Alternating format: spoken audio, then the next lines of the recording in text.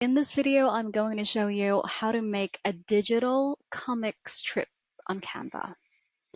Utilize our search bar again and search for comic strip just to find some inspiration. Ooh, wow, we have lots of them here. This one's good already. You already have the bubbles. Okay, I think I'll just go with this one. Customize this template. All right, let's make that bigger, a little bit bigger. Just like that. Okay, and let's put our characters, or maybe we can change the colors. How about we change this into green? Maybe a lighter one.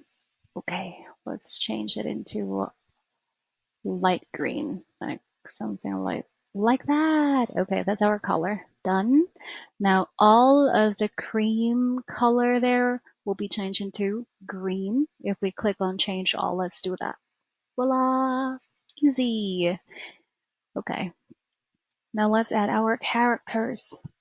So for our elements, we have a cat and a dog maybe. Okay, let's have a cat. He a cute one. Let's click this, put it here. Maybe at this part, a little bit smaller. There, and we have a table. Graphics. This one's good. And we'll put it here. And how about sending it backward? Okay, better. Okay, and we'll put a fish on a table. Fried fish on a plate. Do we have that here? Oh, we have that here, but graphics. Okay, let us try using this one. Make it a little bit smaller. All right, smaller. Ooh, and the cat is trying to sneak and get that fish. So of course our dialogue is like meow. Let's add a text box here on the side. Let's lock these background here so they won't move, okay? In order to lock, you just click on that and then right click, lock, just like that.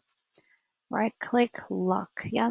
And maybe it's better to lock all of them before adding the elements, like Control A and then lock.